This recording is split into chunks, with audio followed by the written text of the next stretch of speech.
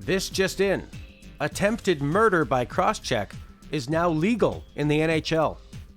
6'4" Jets defender Derek Forbort, angry at a 5'9" player making up the 7-inch difference, apparently, to check him in the head, tried making Höglander even shorter by breaking his spine with 3 vicious crosschecks. While the referees had play in view of the play, they didn't want to have an influence on the 1-0 game, and instead let the players decide for themselves.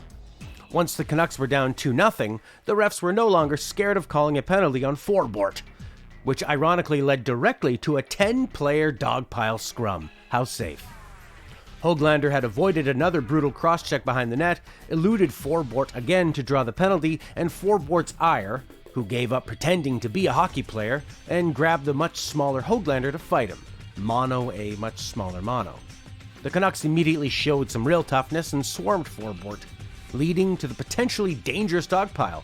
Myers, Sutter, Schmid, Jake, and even Gaudette grabbed somebody to dance with. In the end, Myers was grappling with 2 Jets players while laying on the ice, taking up the entire offensive zone with his 13-foot-long body and neck. Höglander at that point probably should have returned the favor and grabbed one of the guys off of our favorite giraffe. And how was Forbort punished for blatantly grabbing and attacking a player after inflicting the previous 3 crosschecks and another hook? Well, no power play at all. Just a game misconduct, worth about 1 minute at that point. And Forbort is first to the showers. I don't know how that works in COVID times.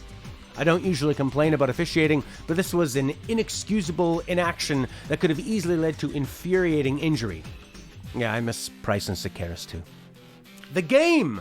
Well, the Canucks were stymied by all-time All-Star goaltender Laurent Brossoit, or Laurent Brossoit, as he's probably called in his hometown of Port Alberni, Vancouver Island, the self-proclaimed salmon capital of BC, which is true if you replace the word salmon with opioids. Brossoit is 27 and has now doubled his career shutouts from 1 to 2 with this whitewashing. But what can the Canucks expect when facing the 164th overall pick? It just isn't fair. There also seemed to be some kind of force field preventing the Canucks from entering the area in front of the net, which put the difficulty for Brossoit down to easy mode, clearly seeing all the shots. Besser, Miller, and even Gaudette had a few open slot chances, but the pride of Port Alberni, after their intense opioid production, would not be denied. Brossoit, of course, coming from 4 seasons playing goal for Edmonton, which must make every other situation feel a heck of a lot easier. My highlights for the Canucks. Well, Pearson won a face-off against Stastny. I thought that was pretty funny. Jake had a much better game than usual.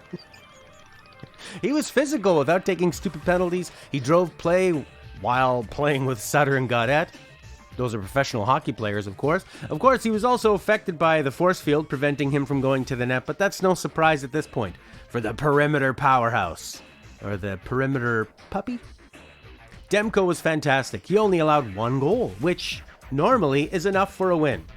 I'm starting to look forward to Demko's detached smile after every play. If he wasn't a professional goalie, I could see him really enjoying murder. Schmid looked his most confident and comfortable since coming to the team. He pushed play quickly, rocketing out to get a breakaway. He took care of his own end. He also didn't score any goals against the Canucks this time, so that was a huge improvement. Miller showed some flashes of his angry leadership. The Canucks needed a boost at the end of the first, and he took the offensive zone with authority, setting up Brock for 2 slot chances, which Besser could not score on. The Canucks started the game well. They looked confident until a Miller ozone pass back to Edler got the yips and hopped his stick for a Scheifele breakaway. Edler slowly skated after him, yelling stories about how, back in my day, the puck didn't have computer chips in it. But Scheifele couldn't hear him while he was breaking the sound barrier and turning Demko inside out, earning a spot on the goalie's murder list. Overall, the Canucks' great players looked great, but couldn't capitalize on their chances, while the bottom 6 was far more socialist, preferring to share the puck generously with the Jets. The game felt like going to Port Alberni. Brossoit was the man there. Your smaller friend got mugged, and you just wanted to go home.